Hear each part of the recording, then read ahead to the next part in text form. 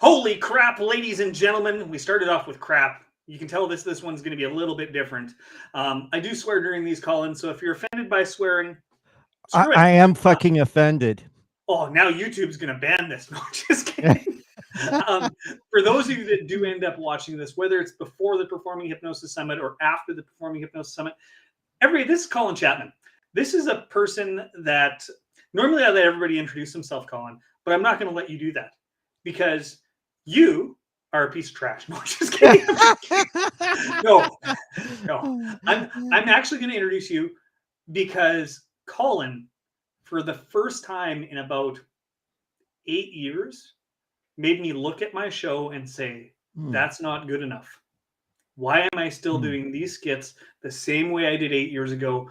Yeah, it's getting me through, but is it serving the people that I'm in front of? So, Colin, you are the most canceled hypnotist worldwide or just in America? Ever. Ever. It's like, and I actually,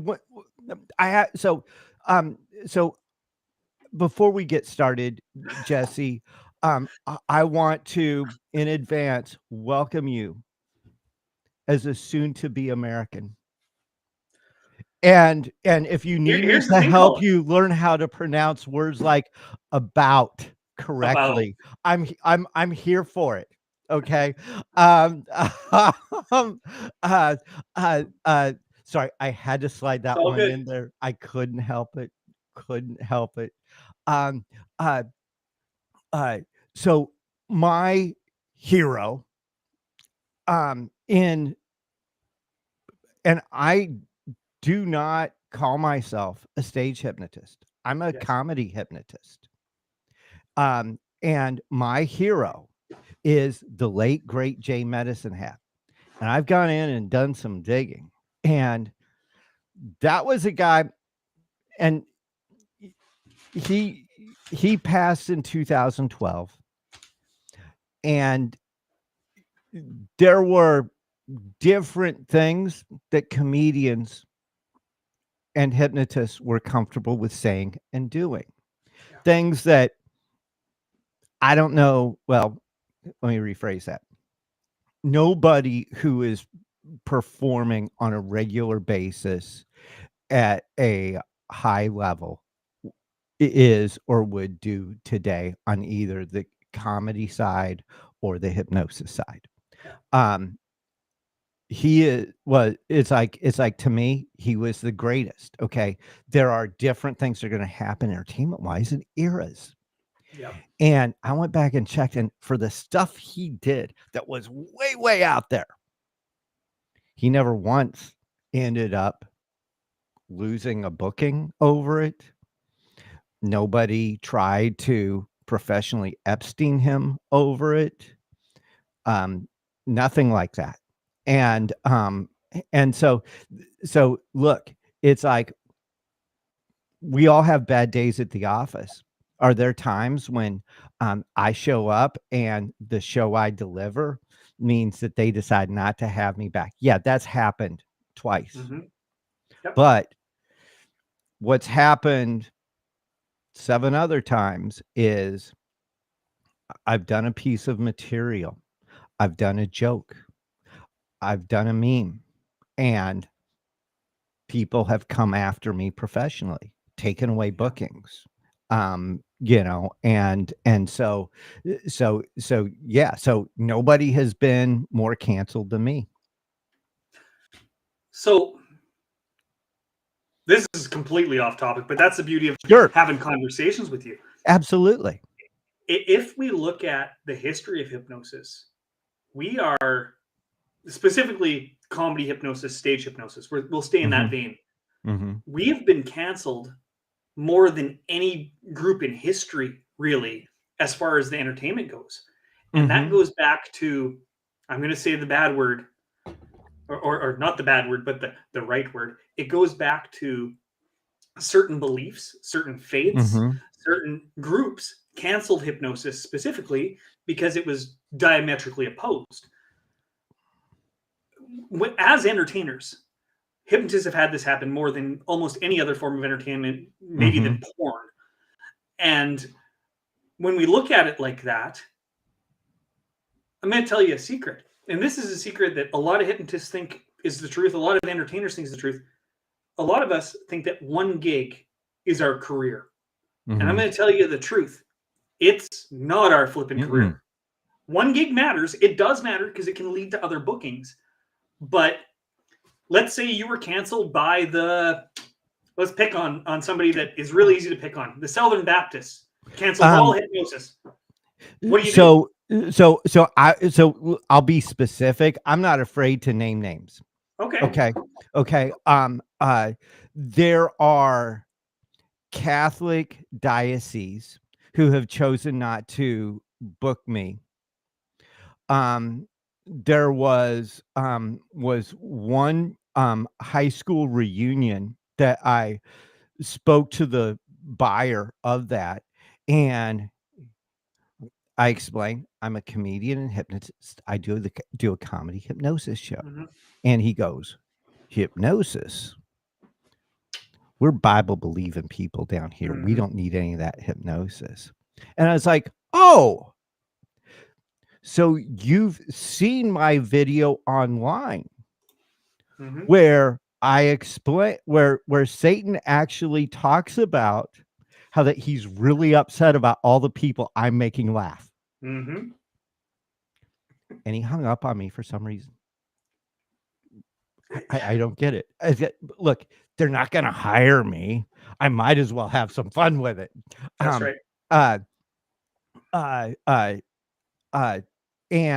But let's name a name of somebody who called me a misogynist, who had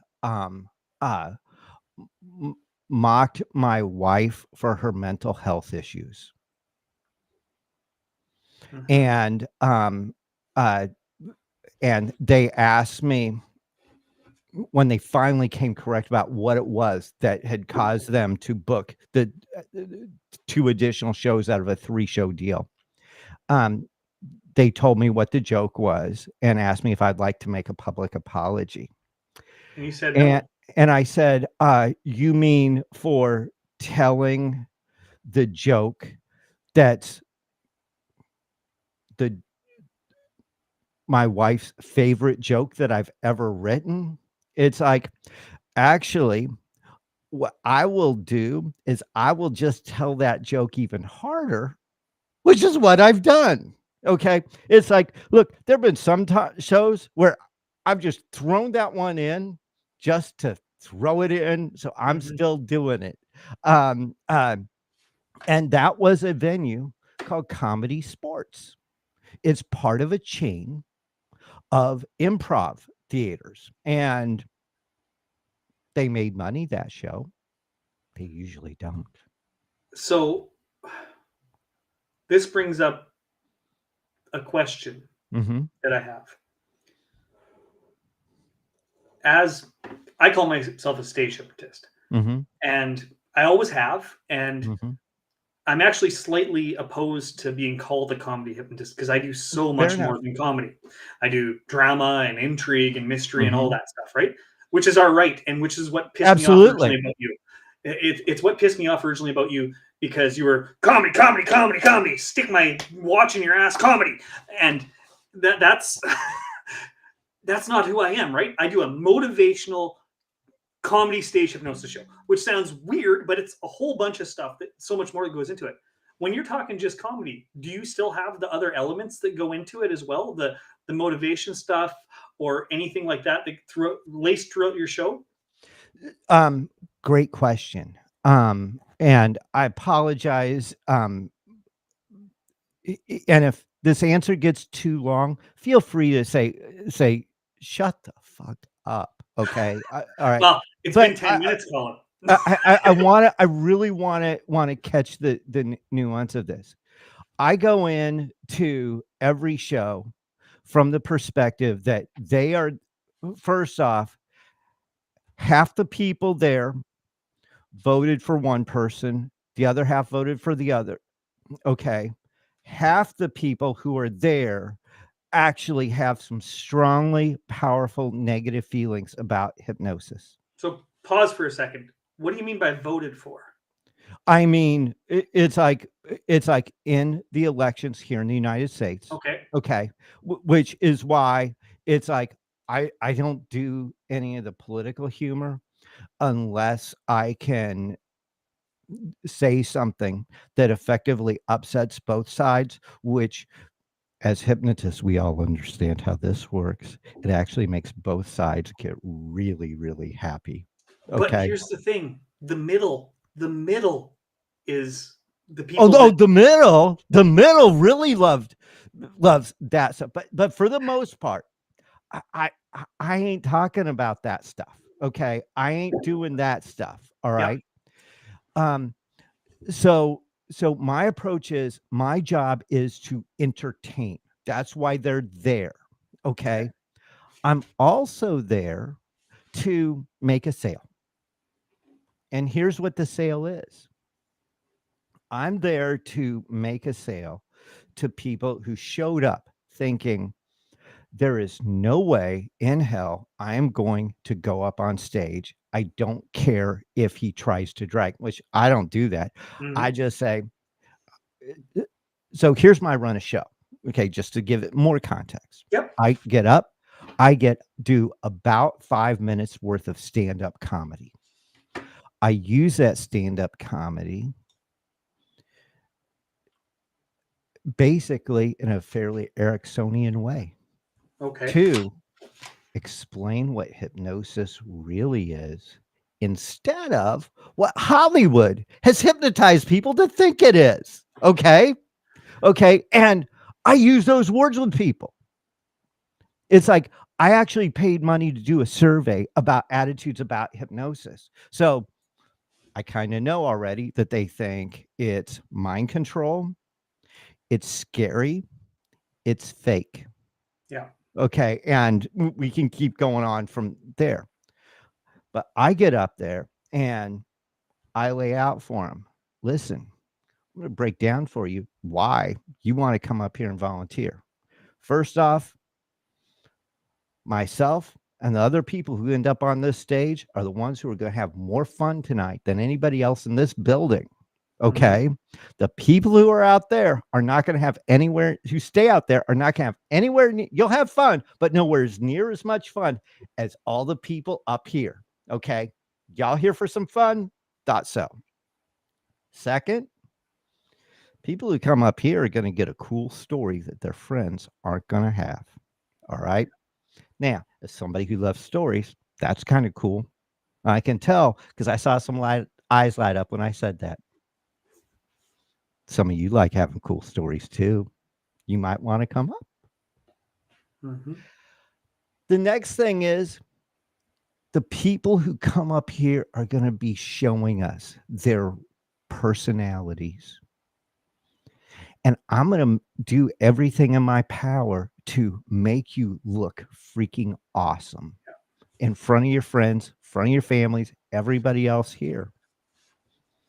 One or two of you are going to end up being the star or co-stars of the show. Mhm. And the last reason, and this one right here, when I started doing this, this was number 2. It's now my closer. Okay. Our clinical clients and audiences teach us better than any of the trainers that we have paid money to. Okay. Way better. God love you, Michael C. Anthony. Okay. But it's like, sorry, my audiences have absolutely rocked. But the closer is people who come up here with me tonight, when you're all done, you will feel like you've had 8 hours of solid, restful Mhm. sleep. Now, before I invite you up, I want you to know I only want people up here who want me to hypnotize them. And then I ramp up the energy, getting people to come up. It's like, I want somebody from this table over here. I saw you laughing. It's Mhm. like, you're in the front row. Okay. You got 2 choices. You could send one of y'all can decide to come on up here, or else I'm going to be doing some crowd work with you. Let me tell you, which is going to be more fun. It's going to be if you're up here than if you're out there and I'm having fun with you. Okay, let's have somebody in the back. I know you're hiding, but I know at least 2 or 3 of you in the back are saying, you know what? That actually does sound like a fun. I could feel like I had 8 hours of solid, natural, restful sleep. Mm-hmm. And however many chairs I have, I fill them up. So And then what I go into is I get everybody lined up and I raise my hand. I say, okay, by a show of hands, would you like me to hypnotize you? And then I'm paying close attention. Whose hand shot up all the fastest? I'm looking. It's like, hey, whose hand stayed down? Whose hand was like this? Then I make sure that they want to be up there. And if I end up, I'd rather send somebody down right then and there and maybe get somebody else to come up who was like, man, I kind of wish I'd been one of those people who made it up there. Yeah.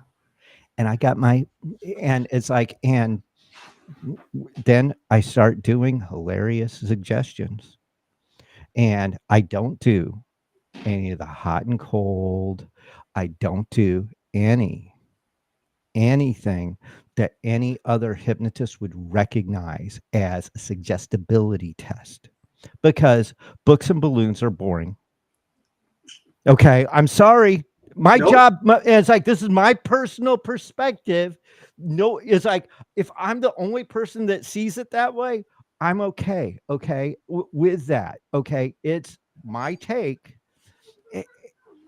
Instead, I'm kicking things off by going every other volunteer, and half of them are smelling farts that never happened. The other half are thinking they did farts that never happened. They think it's hilarious. They're proud of it and want everybody to know it was them. Because I'm coming at this from a crowd work perspective, which says the comedy exists in the conflict. And so it's like people sitting beside each other, it's like, and that routine is what tells me, okay, this person and this person might end up being the stars of the show at the end. And it's like, I'm constantly, almost every single show, adding a new routine. I throw my new routines into the middle. Yeah. Because guess what? Sometimes I do a new routine and it goes down in flames. And I've gotten very good at being able to, without even missing a beat, just middle of that routine, just right on to the next one that I know works. And nobody remembers the one that canked. That's something important to realize as entertainers is nobody knows what our show is, especially as a comedy hypnotist. Nobody knows what it's supposed to be. So when you fuck up, you walk 3 steps another way, reset yourself, and bam. Now, you asked about motivation. Okay. As I said earlier, I'm a big believer in story. And here's what my story is that I bring in very, very quickly at the end of the show. Is that one of the things I say once I've sent all my volunteers back, and by the way, once they're back in the middle of my 2-minute wrap up, I am still playing the fart sound effects and getting the reactions of the volunteers towards their fellow audience members, because that's just makes me laugh. Okay. And that's one of the tests is, am I making me laugh? Okay. If I'm having a good time, I really, I'm okay. But the things I say is, listen, and I'll point to some of your eyes. You have a good time here tonight? Yeah. Did you see some things you hadn't seen before? Yeah. It's like, I know some of y'all came in here thinking that hypnosis was fake. It wasn't real. Let me tell you how real it is. In 2019, a drunk driver blew through a red light. left me with a traumatic brain injury and PTSD. I was told that I would be stuck with that TBI for 5 to 10 years and would never get past that PTSD. My cognitive function was 35%, which meant that I was qualified to do nothing else in my life other than serve as president of the United States. Colin, And I don't care who the president is. Okay. Colin, I by don't the want way, that job. it's no longer the United States. We're going to call it Canada, and you're just Southern Canada. Okay. And That's fair enough. You know all about the Geneva recommendations. Yes. So you're aware Yes. of that. The suggestion list. 380 million people, but I'll tell you what, we'll fuck you up. Yeah, I know. I know. I don't want to fight Canadians. You guys, it's like,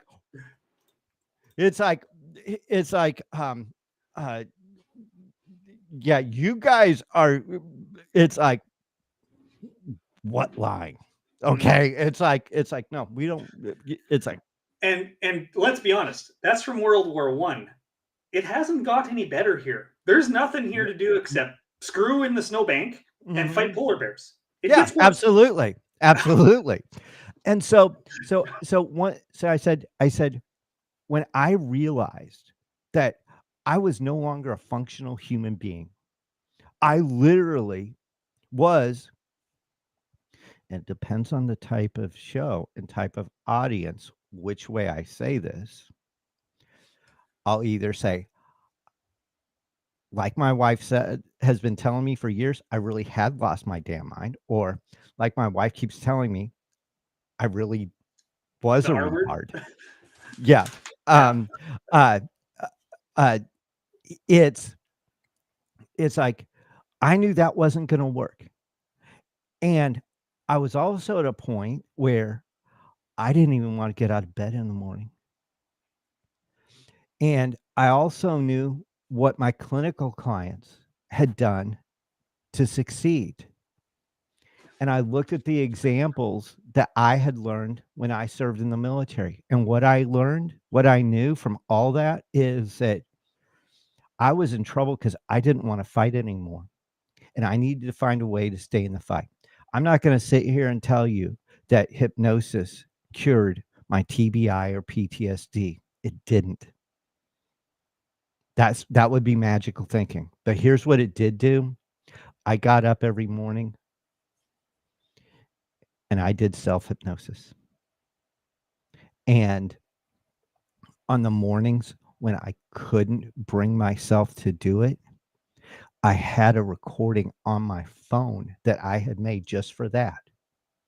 Sometimes I was doing self-hypnosis 3 or 4 times a day, and it was all to do one thing: stay in the fight. Now, I know the people out here tonight, all of us got something that we're struggling with that we're kind of tempted to tap out on. Maybe I can help you stay in the fight on something. Maybe there's some change you want to make in your life. I'm going to be here putting my equipment together before I leave. If you want to come up and talk with me, I promise I won't bite. I won't make you cluck like a dog or anything like that. Okay. But feel free to come up. I'm happy to answer any questions you got. And maybe I can help you stay in the fight on something you really want.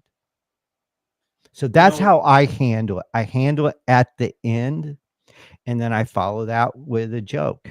Once again, depending on the type of show it is. For example, this ain't happening at a corporate or high school show. Okay. I'll say, so to all you who came out tonight, and especially to those who were up here with me on stage, I just want to say thank you for sleeping with me. That works. Yeah.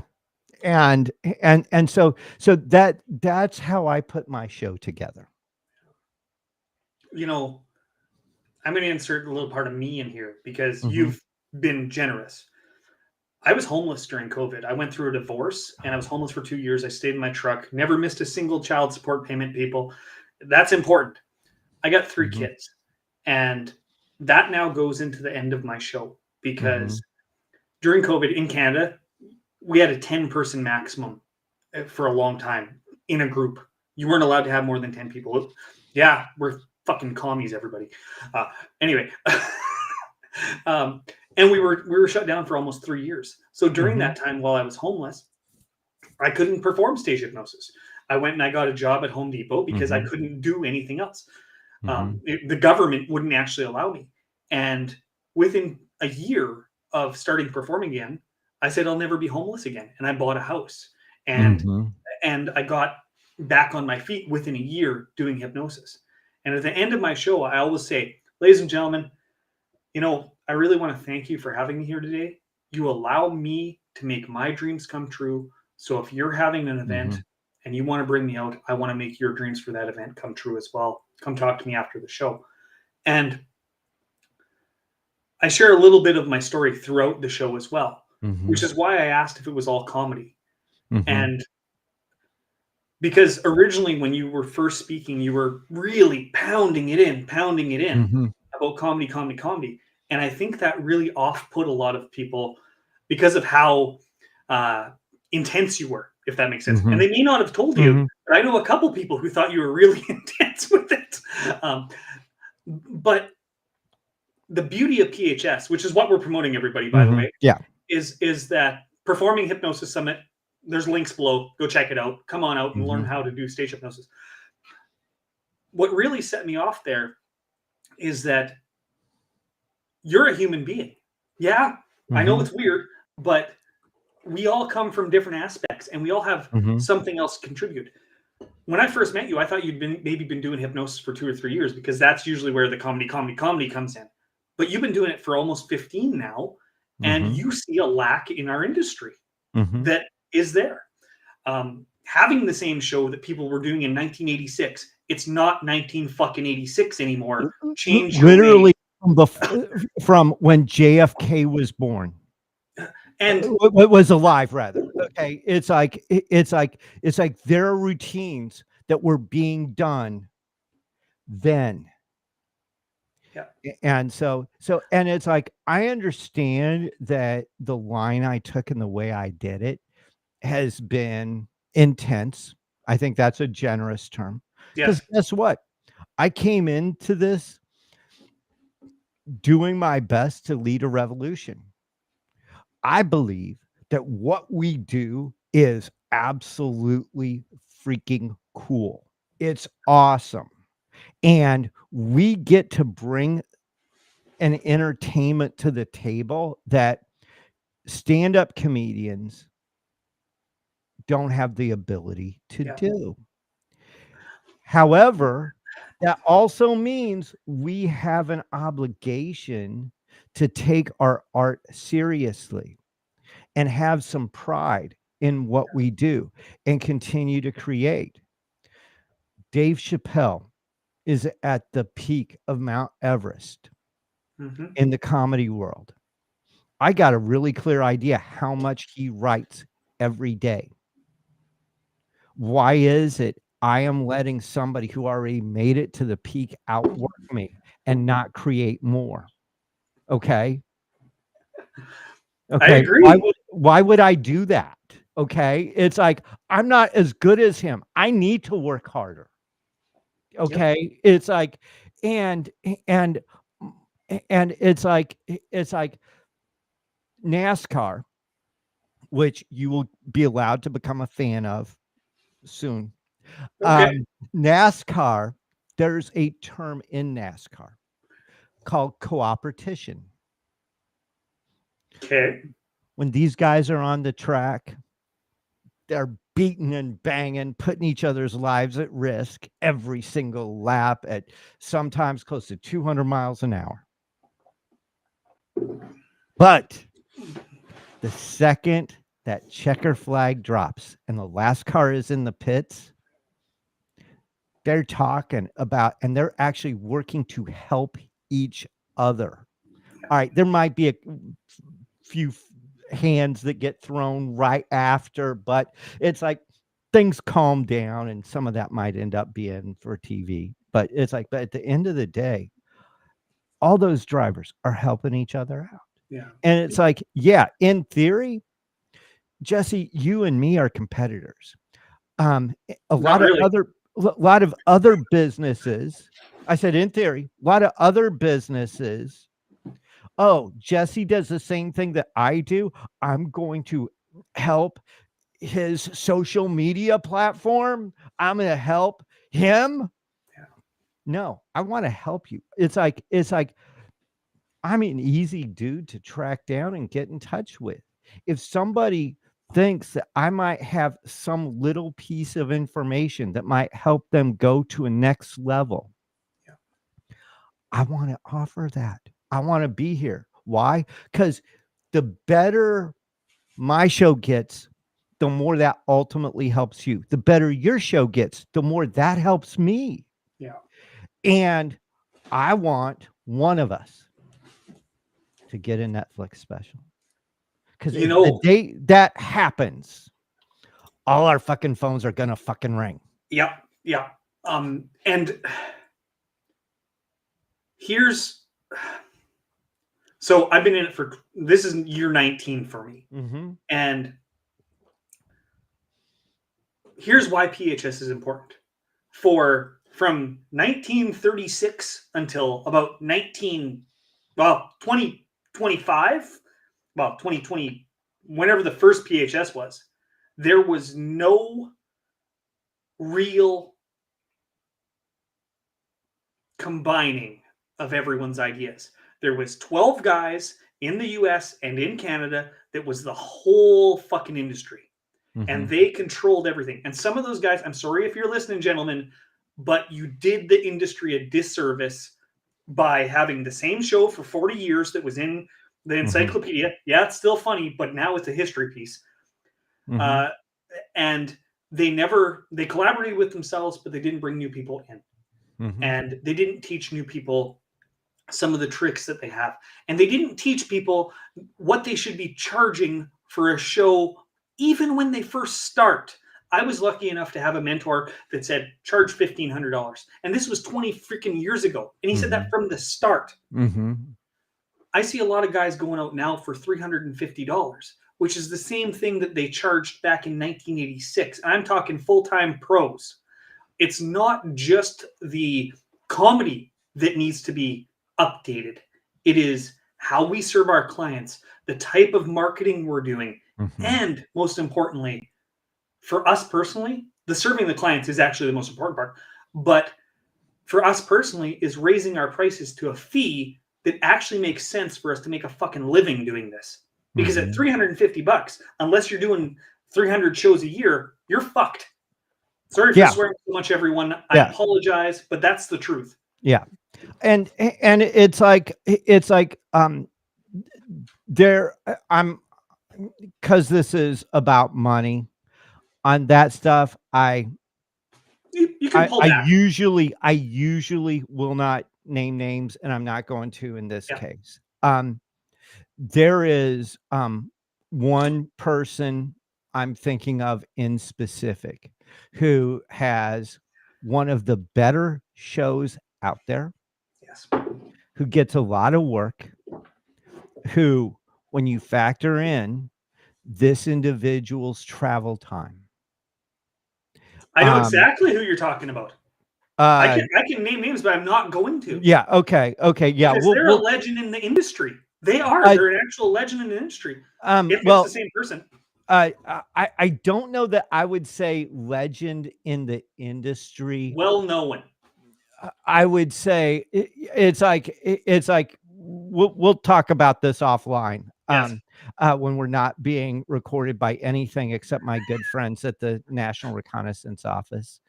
Hey, you're good too. You got CSIS now. It's the Canadians as well. Yes. But but it's like this is somebody who gets a lot of work. They do an excellent show. Yeah. And they are making below minimum wage. Okay, when you factor in their travel time. Okay, and they're afraid to charge what is reasonable because they'll lose some of the sub $500 gigs that they drive 8 hours for each way for. Okay. Yes. Okay. Now And I know for a fact we're talking about the same person. well, there's a couple folks that there's more than one that would fall into this category. Yes. Okay. But it's like, but the thing is that as a clinical hypnotist, one of the things that in my initial consultation I'm bringing out to them right up front is I want you to think back. And I ask them, have you ever flown on an airplane commercial? Okay. And it's like almost everyone has. It's like there've been a few that haven't. It's like before the plane takes off, the flight attendant stands at the front of the cabin and gives a safety briefing. Yeah. That safety briefing, the flight attendant explains that in the event of rapid cabin depressurization, oxygen mask will deploy. It is important that you put that oxygen mask on yourself first before helping someone else with their oxygen mask. Yeah. Part of this process is you getting into the habit of putting your oxygen mask on first in everyday life. And too many of our colleagues in too many ways don't act like hypnotists should have learned to act by just being hypnotists. Okay. And that's part of the revolution I'm looking to lead. Or I don't need to lead it. It's like I'm just happy to be an instigator, standing at the back of the riot, throwing the bricks, and and hopefully the police don't do a beat down on me, okay, or debank me or anything like that. Yeah. I didn't mean for this to go into a bitch fest about other people's prices. No, I don't think it's like I'm not bitching. It's like I want. It's like you gave me a great compliment at the outset. You told me that I had challenged you. I had in some way inspired you to think about things differently. It's and the first step of that was pissing me the fuck off. Okay. And it needed to happen. Yep. And sometimes that's what it takes. Yeah. It's like pissing people off isn't really my intent. Shaking things up is. Yeah. And it's like our profession should be incredible. People should be pounding on our doors. And in order to get there, we've got to get better. We've got to start doing better stuff. Yeah. You talk about the Netflix special. The reason we haven't had a Netflix special is, or any real special, if that makes sense. There really hasn't been anybody doing what we do on a large stage. And part of that is the disconnect because you don't know the people on the stage watching through the TV. But another large part of that is it was governed by those 12 people for so long. They wouldn't teach new people for so long. They wouldn't teach people the marketing techniques. It happened in magic too, right? It used to be magic was the same way. Comedy was the same way. They didn't teach you how to get gigs and stuff. But the problem with that type of thought is, okay, let's say we did get a Netflix special. Now we're on the same platform as fucking WWE Raw, who sees 20 million people every bloody week. We're on the same platform as all these TV shows. We're on the same platform as the comedians who have actually made it. That would change the hypnosis industry because there's only, I stand by this, there's less than 100 of us actually making a living doing this. Absolutely. Absolutely. It could take those 100 people from making the 6 figures a year, which is nothing to sneeze at, to making $1 million a year quite easily because there's so few of us. Absolutely. And the number who are making 6 figures a year you are probably going to be able to count on one hand. That's the reality. Most You hypnotists mentioned. doing Go this. ahead. Sorry, Colin. Yeah. I've talked to a lot of guys, and unless they are at the over the $2,000 rate, they're probably not hitting six figures. And even that is the bottom end of being able to actually hit the six figures, to actually serve their clients with what their clients actually need. That may sound really mean, but that's the honest truth. No, And I agree with you 100%. yeah. You mentioned WWE. One of the things that I'm a fan of is take a hard look at Vince McMahon's, I want to emphasize this, Not the person. marketing, okay? Yes. Not his personal life choices, but don't shit on people that you pay for. That's the lesson here, Colin. There's a lot of lessons there, but it's like, but the big lesson I want to point to is, look, what Vince McMahon achieved marketing wise was the impossible. Okay. It's like, it's like where he started out at to where he ended to up. where it was when he left and what it is today. I'm a fan of the football team that lives in Washington. They're currently, I have no idea. I call them the Redskins because I don't want to Oh. use the C word, or Commanders, because in polite conversation I don't want to use the C word. Yeah. But wait, there's has that been banned now?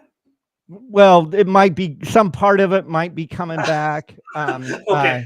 We'll see what happens. Sorry, I didn't mean to.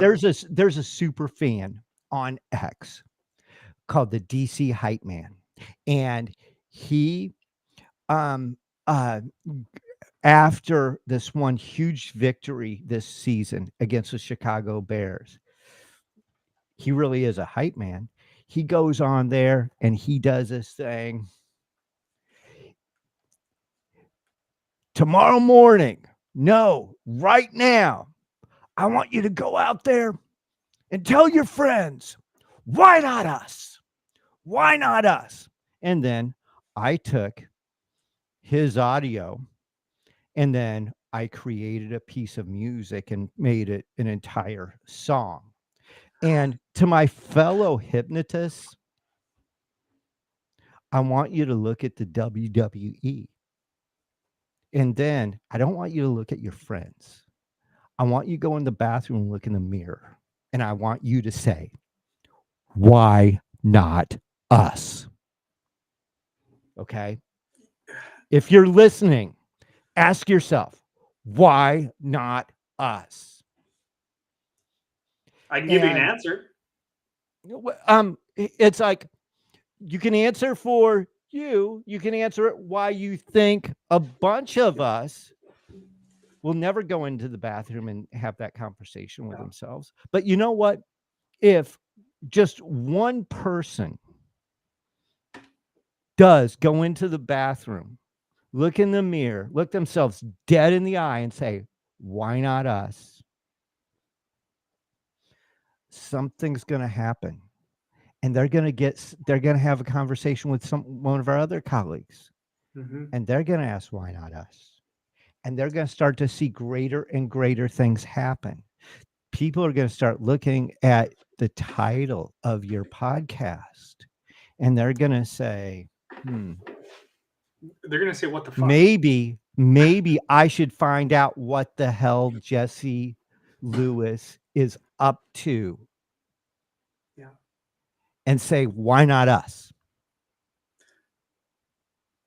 You're right about that. And it was named that way specifically because, let's be honest here. You're talking to Kevin. Kevin makes a lot of money in Lapine. Yeah, whatever he makes, we'll say that. well, we'll say it's over 6 figures, because if he isn't, it should be. Mm-hmm. You look at the guys that are traveling, you look at, and this isn't just hypnosis. This is magicians and jugglers and, well, maybe not mimes because they don't deserve to be paid, but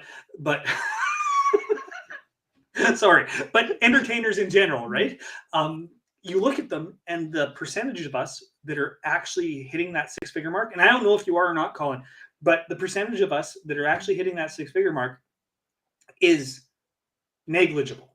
Mm-hmm. It really is. It's probably less than 1 in 50, and it might be less than 1 in 100. I know entertainers that worked for pizza before they met me. Literally, they would do a kid's birthday party, they would work for pizza. Now, back in 1972 or whenever this was written, it talks about booking shows for $75 freaking dollars. Mm-hmm. And it was written in, and this was birthday party shows, mind you. Mm-hmm. It talks about booking those shows. I don't know what date it is. A long, long time ago, but way back in 1963, they were booking shows for $75 for birthday parties. Mm-hmm. Now, John Mulholland was a pretty big deal back then, but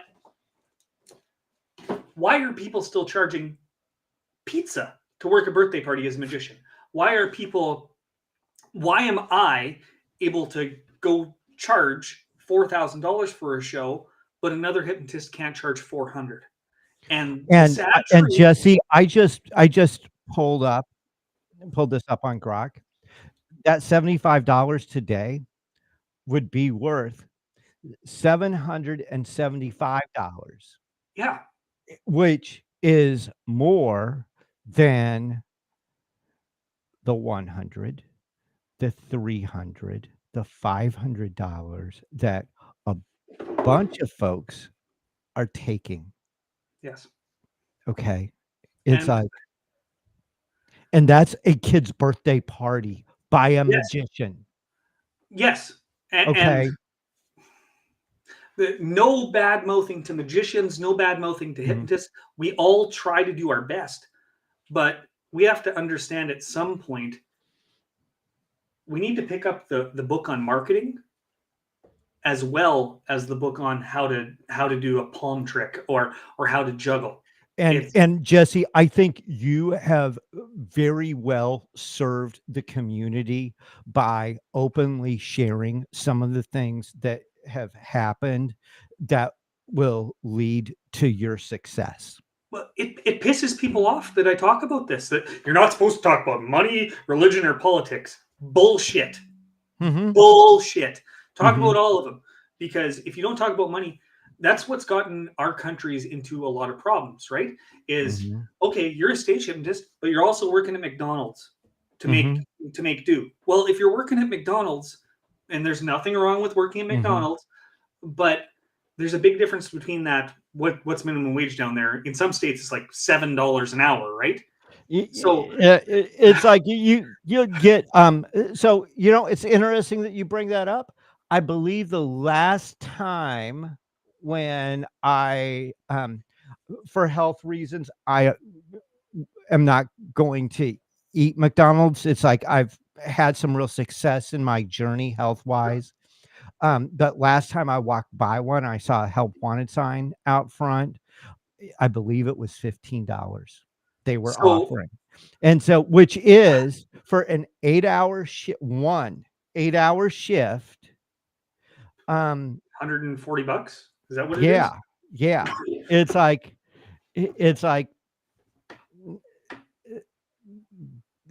yeah. That is like, it's like that McDonald's is effectively paying better than what some of our colleagues are accepting gigs for. Yes.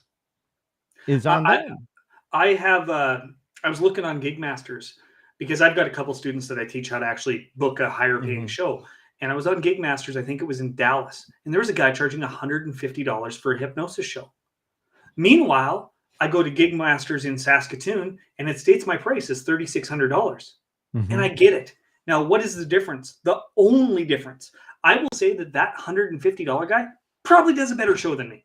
He probably does, but he sure as fuck doesn't promote better than me for that show. He sure as hell doesn't actually serve that client in a way that makes sense for the client.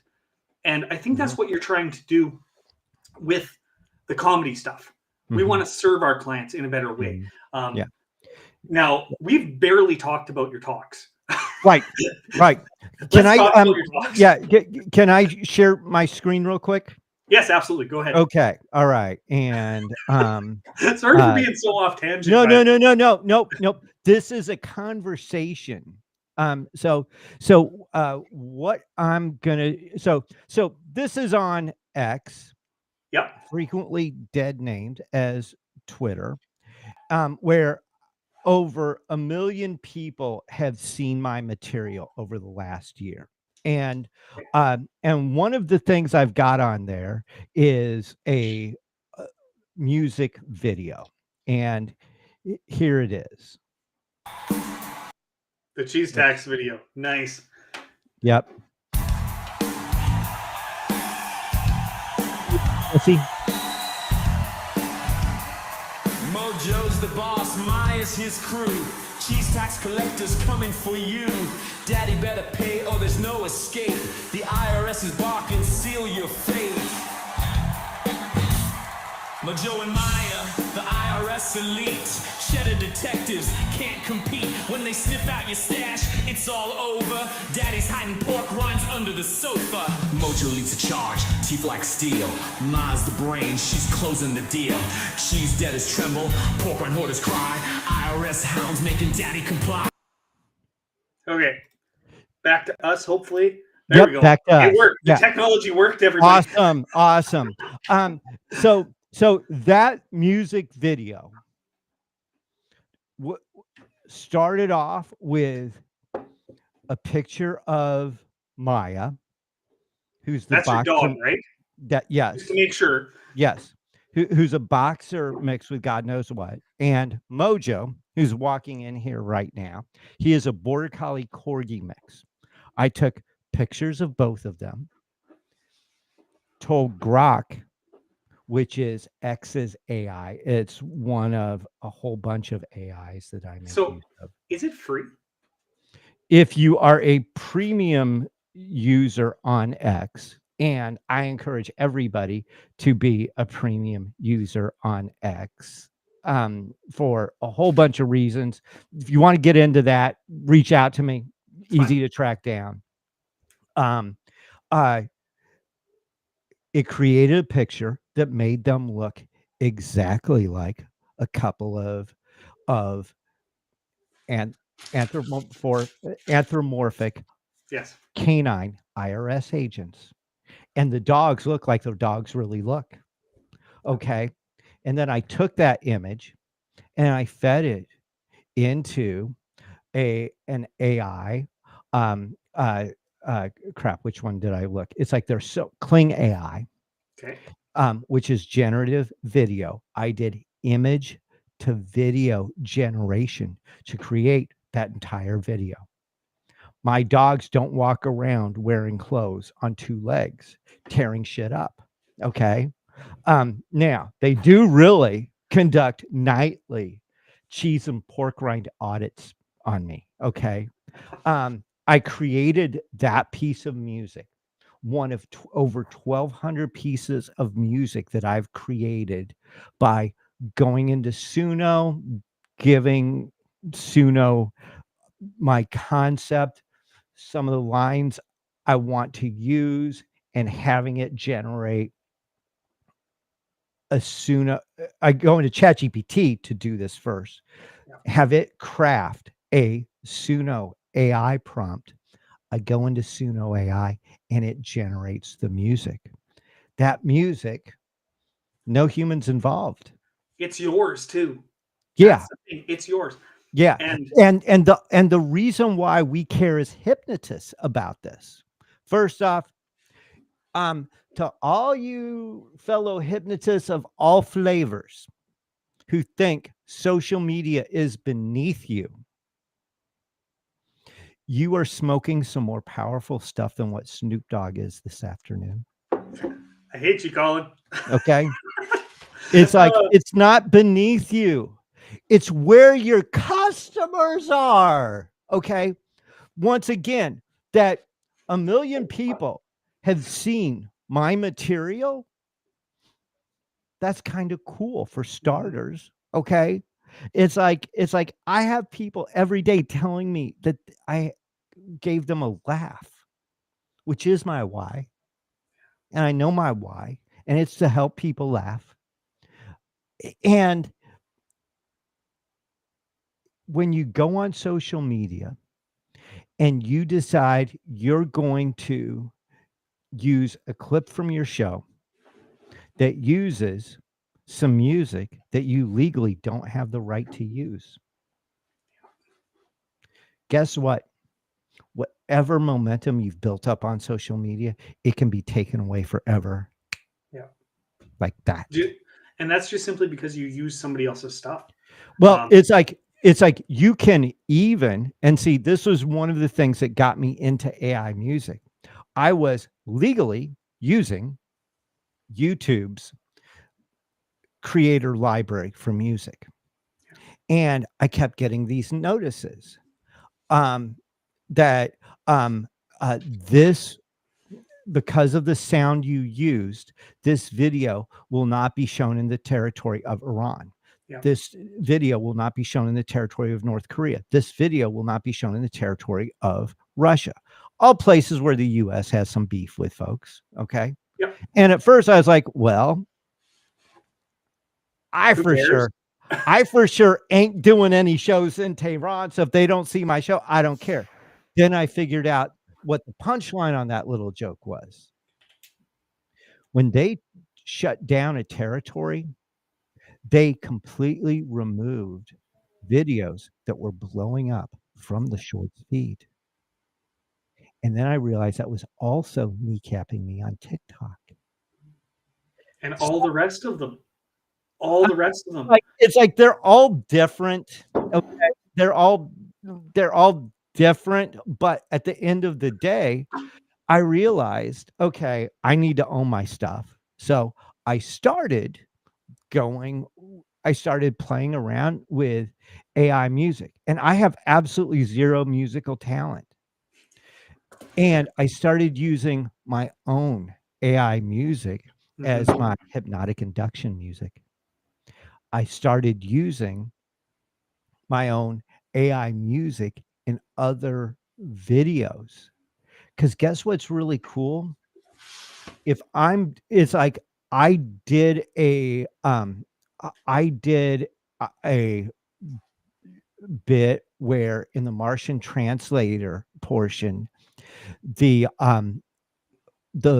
Martian the SpaceX interpreter of the Martian said that when I was interviewing the Martian through the translator about what they ate, the translator explained they eat their pets. And so I did, when I posted that video, I did a song called Martians Are Cannibals. They eat their pets. Okay. Jeez. It allows me to craft exactly the vibe I want to go for and come up with some real bangers. And it's a lot of fun. And so both of my talks are built around something called GSD, or get shit done. And the first one is, yes, you are a musician, and I'm going to show people, I'm not going to hold anything back from how it is that you can create your own music and Colin, how you can make that relevant.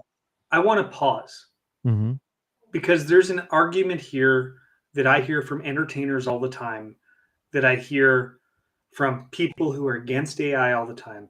And I want to put my stamp on this. A lot of people detract from AI because they think it's taking people's jobs. They think that the creative process is gone.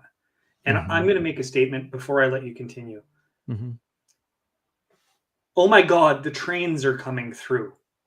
Don't let the trains come through. Oh my God, the telephone, we're going to be able to, it's going to ruin everybody's lives. Oh my God, having clean water is going to ruin everybody's lives. Oh my God, my fucking dick fell off. Here's the truth about AI. Yes, it will destroy some jobs. Absolutely, it's going to destroy some jobs. You know what the train did? It made the fucking Pony Express useless. Mm-hmm. But you know what I'd rather travel on? A fucking train. And the trains created way more jobs in a whole lot more ways than what the Pony Express was. Boom! Look at that. Now here's what my question to you and everyone who's watching this right now. Keeping in mind, I just told you I have zero musical talent. Okay. The portion of the music video that you just saw, would you say that my creativity as an artist was put out there, enhanced, grown, or was I crippled as an artist? I'm going to liken it to this. You've got a pencil, and then some, and you're drawing, and your drawings are okay. They're not very good, but they're okay. You'd never be able to sell them because they're just not quite good enough. But somebody hands you a paint set and a booklet that tells you how to paint. It's just a goddamn tool, and it's up to us to determine how we use it and what opportunities we make for others with it.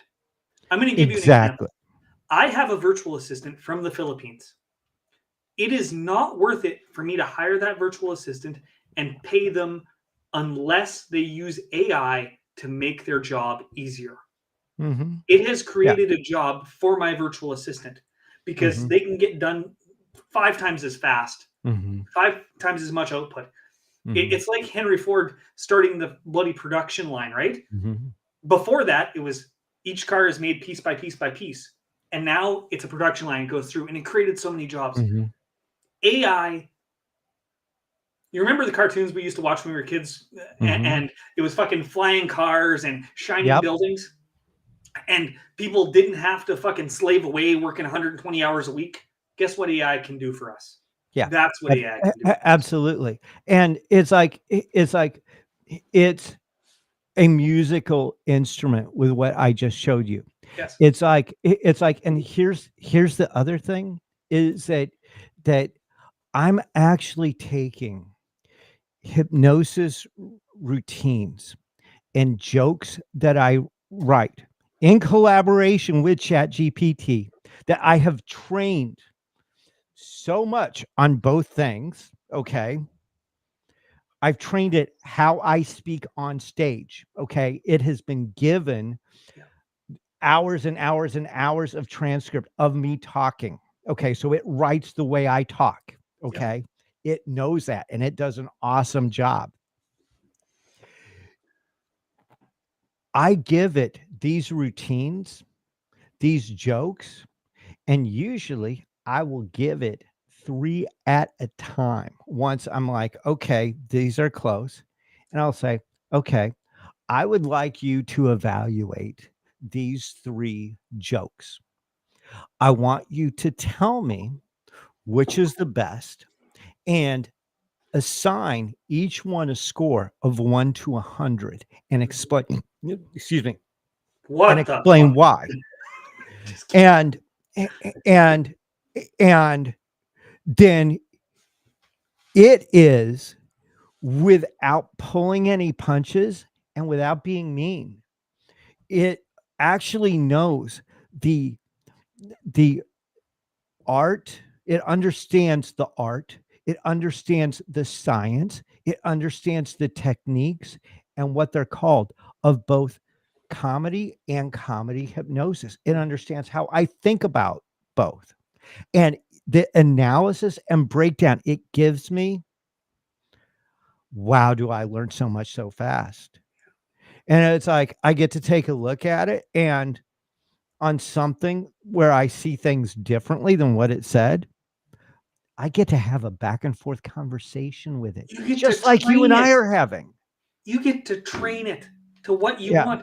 And you can even tell it to disagree with you, to say why it's a bad Yeah. idea. So here's my favorite AI story right now. So this happened about a week, 10 days or so ago. Um, I can't remember what the topic is, but I had looked something up on ChatGPT on my phone, just just typing away. Yeah. And I gave my wife whatever that answer was that she wanted me to find out about. And Leslie replies to me, well, tell your friend ChatGPT that he's a fucking idiot.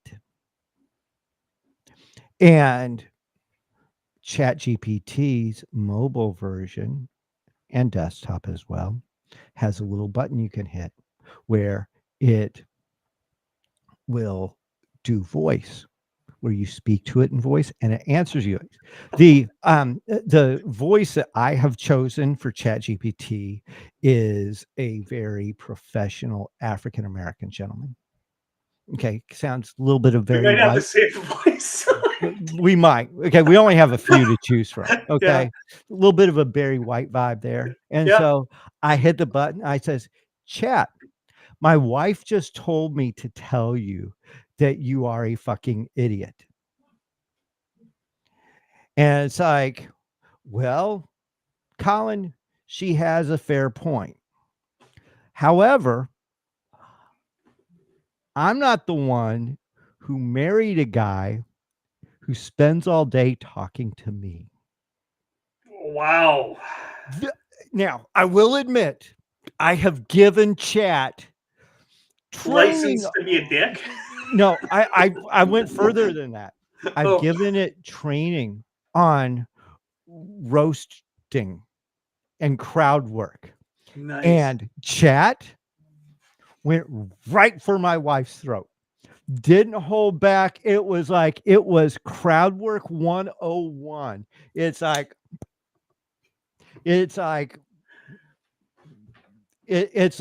I That's did awesome. all I did was tell it exactly what I told you, and it came back with that Holy shit. instantly. Okay. Now, that particular conversation in chat, by the way, is highly extensive and it is actually titled Comedy Writing Mentor. It has comedy writing books, it has transcripts of me, of multiple, probably close to 40 hours worth of comedy training I have done. And so it knows a lot of stuff. It knows a lot of stuff that I have learned. I don't have the ability to have all of it available for instant recall. Chat does. Okay. You know, I pay for the premium version. I'm assuming you do too. Yes. And I'm going to give you a tip because I have had my memory wiped a couple times. Get it to give you a document that you can save on your computer if you haven't already. So are we talking Chat GPT or Grok? I'm talking ChatGPT specifically. Yes. No, I do multiple things to basically create an offline document of conversation. And there's a whole bunch of reasons why you want to do that. Yes. Um, It's a security thing, right? it's make sure you more than have that. what you It's need. also getting the most out of it. Because for starters, it's like right now for creative projects, ChatGPT 4 is really 4.0 is really awesome. For Yeah. ChatGPT 01, Yeah. that is awesome for things like programming. It's awesome for academic projects. It's awesome for medical diagnosis. I've actually given it EKG strips that I found online Mhm. and then at both chat and Grok, and then asked ask cardiologists who I've gotten to know online. It's like, how close do Yeah. they get it? And both of them said they did better than Than a person. Well, what this one guy told me is like both of them significantly outperformed any of the medical students that I've had this year. And Okay. I want you to think about that, Colin. People Oh, complain I about have. taking other people's jobs. Okay, so in a doctor's office, it's like the old WebMD, everybody's got cancer, yeah, whoop-de-doo. But if the medical field has this at their disposal in a medical sense, so people's stuff doesn't get shared, and it's able to see everybody's results, it could change the healthcare industry by being able to see the different results and what's actually happening with those people. We look at medicine. A lot of our medicine is still from the 1800s. Right. And what's more is that let's think about it like this.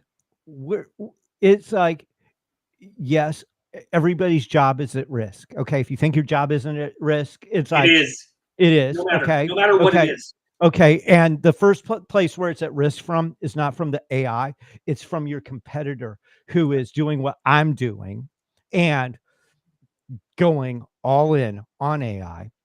But it's like in both of our countries, medical error is killing countless people.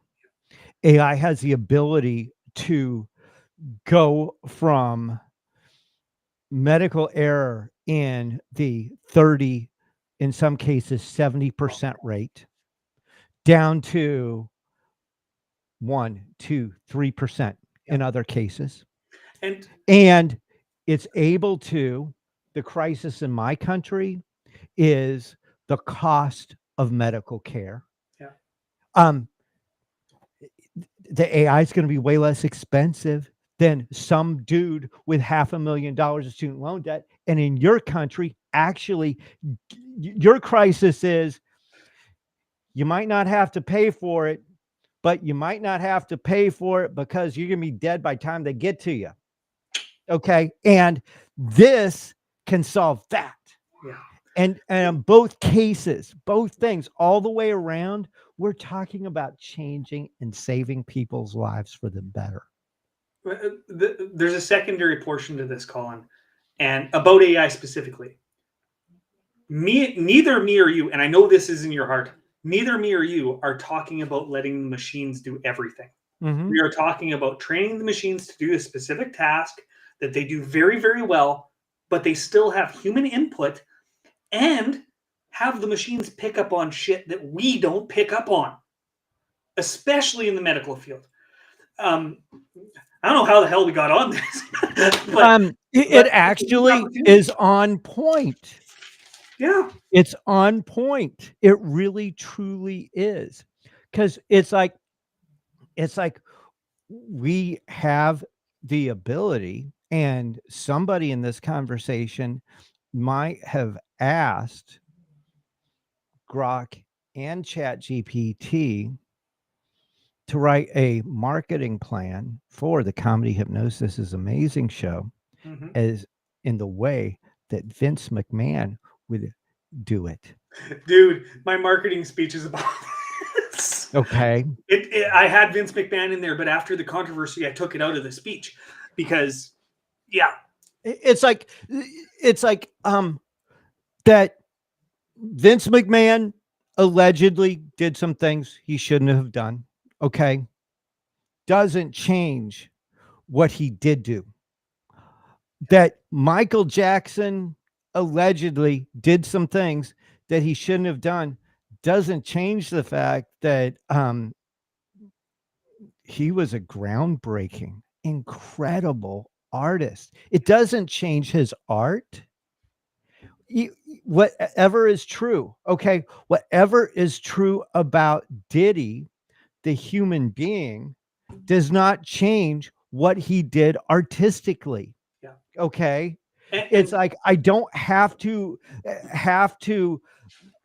embrace having you rub baby oil on me to enjoy his music. Exactly. It's like I can separate the two out. I will. If you go back in history, many of the famous artists were horrible human beings, like fucking eating people and raping people and all the rest of it. Mhm. And if you look at it, by our culture today, we'll go back to the canceling thing. It doesn't lessen their art. It lessens them and it turns them into an actual human being. Because you might not have the specific faults they have, Mhm. but we all have faults. The only one I'm completely against is like murder and child touching. Those are the two issues I have. But other than that, we're all human and we all do stupid shit because Yeah. we're all governed by Yeah. emotions. And to get biblical here, all men have feet of clay. There we go. And the reason why all these military bases in the United States ended up had been named after Civil War generals is because all men have feet of clay. It's like Jesse, I can appreciate the music that Kanye does. As a matter of fact, some of it is on one of my playlists that I play on a regular basis. It doesn't mean I have to embrace his personal beliefs. Okay. Exactly. Okay. I don't have to do that. I can enjoy his music. Okay. And look, it's like I tell people all the time, the last people who you should be listening to tell you who to pray to, who to vote for, and who to fuck He's are entertainer. comedians. Yes. And most definitely not comedy hypnotists. And you really shouldn't listen to this comedy hypnotist. Okay. It's like, I don't listen to me. Yeah. Okay. It's like, don't listen At to least not any for of that us. stuff. But when it comes to things that are related to comedy and related to hypnosis, it makes sense. Yeah. It's like if it's like, I was in a comedy, basically voice group meeting on X called Spaces last night. And I've been in that group for a little bit, and they started asking that they hadn't really gotten a chance, and some of them started asking questions of me about hypnosis and how my show worked. And so I was happy to share that with them. Yeah, you should ask me about that stuff. Okay. I actually know that. It's like, should you ask me about the best way to raise and train your dog? No, I put out a freaking music video showing that I am a shitty dog owner because I allow them to conduct IRS audits on my cheese and pork rinds. Colin, it's the same. If I wanted to learn how to hide my sexuality, I'd look at Justin Trudeau. If I wanted to learn how to shit my pants, I'd look at Donald Trump. It's the same goddamn thing. Yeah, exactly. Exactly. Sorry, I got political. I apologize. But you know what? You did it the right way. At both ends. Both ends. You hit both of them. I had this one joke that I wrote in late May. And I thought, okay, this will be good until November. And this was a joke where how did I how I don't recall exactly how I opened it up. Oh, I know what it was. It's like when it started out, it was, so are you guys going to watch the presidential debate coming up here in a few weeks? It's like, I'm excited about it. I'm excited because it means that I get to see two members of the intellectually disabled community on TV fighting. I never thought I'd be able to see that. Oh, hold on a second. I'm getting a text message. Looks like I got in trouble for that joke too. I've been asked to apologize to the members of the intellectually disabled community. I am so very, very sorry. I promise to do better and be better. I will never again, in any way, shape, or form, compare you to those two retarded motherfuckers. I wasn't sure how you were going to end it because I knew that it was coming that you're not going to compare them, but I didn't know you were going to use the R word and motherfuckers. And let's be honest here. A big part of comedy is being able to laugh at yourself while being able to laugh at others. And, you know, it's a fine line, but it's a line that you need to be able to step over and realize, yeah, I'm a stupid fuck. Because, Colin, I'm a stupid fuck. And guess what? So are you. And so is everybody else. Like, get off our high horses and understand we're all humans. Find funny what's actually funny. If it's blatantly attacking somebody, like when you use the R word there, and when you use that, if you were making fun of them, it would be a bad thing. But you're not making fun of them. You're making fun of the people who run the freaking country. Right.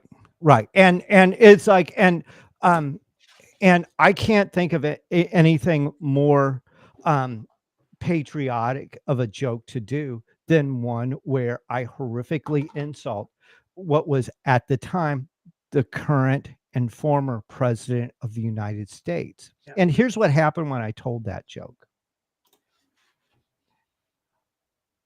People who I knew in the room when I was doing that joke, both sides thought it was hilarious. Okay. It's like, and they both saw the truth in the humor, and they saw the part that they disagreed with in the humor. But because I called their guy that, and so it's like if I'm doing crowd work with somebody, it's like I'm not calling them names. Yeah. Okay. It's like I'm doing it with a smile. Okay. Yeah. It's Let's like define crowd work for people. So here's what. Have no idea. Great point. So crowd work is technically, officially, the interaction between comedian and the audience, and it is an interaction that frequently involves some level of roast type humor. Not necessarily, not always. And it's usually not mean-spirited. That's the thing. Sometimes if it is done tastefully.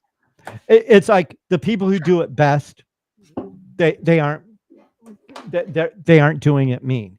If you're in my audience, and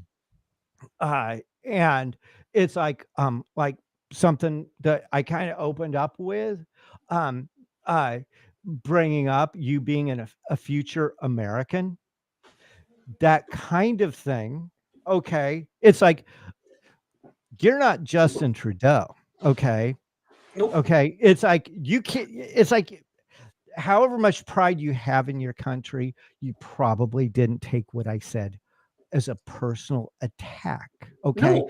There are plenty of things to joke about America on that I'm going to laugh about, that I make jokes about my own damn country. Yep. It's like, but if it's like, if I said something to you, like, it's like, well, we've been talking here for an hour and 24 minutes. Holy I absolutely understand why your wife left you. Yeah. For me. I get it. It hurts, but see, it's like there's no version of reality where I would actually go, that hard on somebody. Okay. And it's like, it's Okay, yeah. but let's Now, do something. now let's, but to your original question about what is crowd work, Yeah. to me, the essence of crowd work is the interaction between the comedian and the audience member. And when I'm crafting new routines for my show, I am crafting them with the crowd work mindset. Okay. Because for starters, I believe that comedy exists in the conflict. And look, it's like we've both been divorced. I'm still married to someone else. I got somebody somewhere in the house. Yeah, it's like I have it's like um uh uh some of our biggest inside jokes between Leslie and I come from some of the arguments that we've had. Okay. It's like our best inside jokes that we have with each other aren't from our greatest moments. Yeah. They're from when the And shit hit the fan. yeah. And And so when I have somebody on stage and I've given them the suggestion that they have a new name, it's Karen. yeah. And they are going to be outraged by whatever I say or do. Yeah. And then I get them to pull out their phone and call Paul Ramsey to file a formal complaint against me. It works. In the middle of the show, we're breaking the fourth wall. That's all crowd work. And we're like,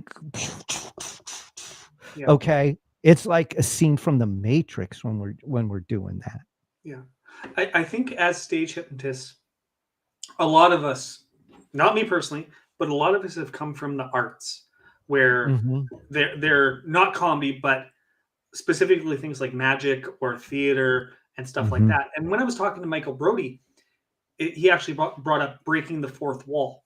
Mhm. And as comedy hypnotists, that's our entire job. It's not about us being on stage. It's about bringing the audience into the Mhm. performance.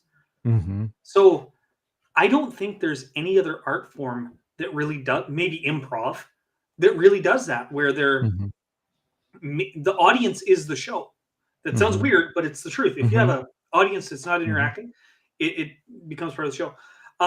Colin, we're at an hour and 27 minutes, and let's be Yeah. honest, we Yeah. could do another hour and We 27. could. And you know what? It's like if you ever want to come up with another topic and have me back, it's like I appreciate you bringing me on, and it's like if you want to get the full uncensored version of me, go to X. I am at Comedy Hypno 804. Comedy And Hypno 804. yeah, and I if I and it's like, and that's me uncensored. It's like I have been allowed Yeah. to just go there and be myself and not hold anything back and show up there and start answering the question. That's the first question I ask myself every morning. First thing, as soon as my feet hit that floor, what am I going to do to help somebody laugh today?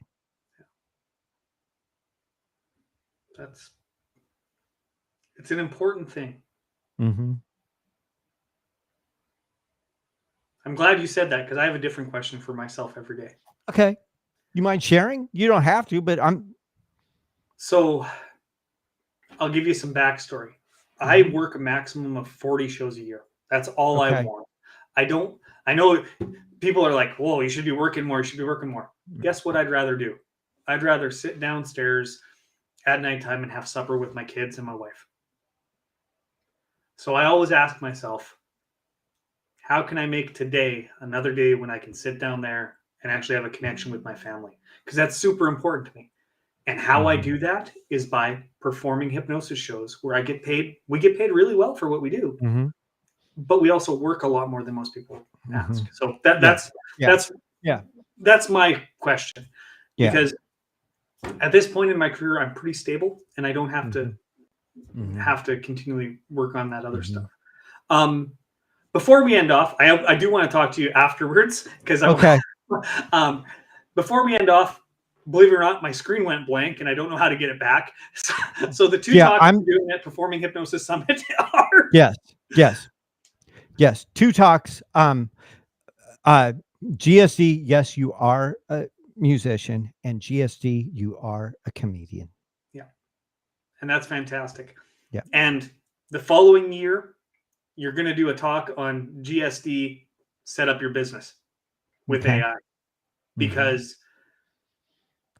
that will take those guys from the 80s who never updated their shit, and you can update your shit in how long do you think it would take to do a full promo pack if that was the case these days?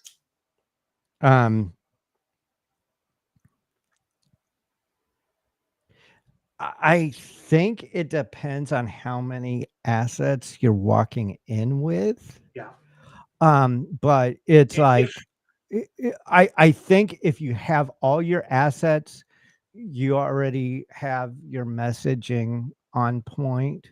It's like you can have it, you can have everything together, send it to this guy I work with on Fiverr, and have for $50, have a whole new EPK generated yeah, in a couple of days.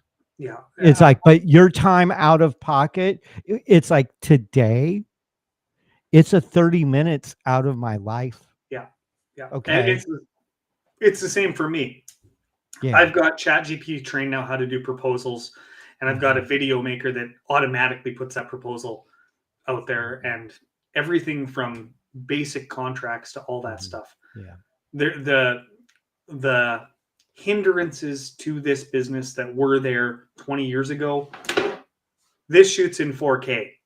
If somebody doesn't have a video, you're fucking dumb. Go shoot a video. Book a show, shoot a video.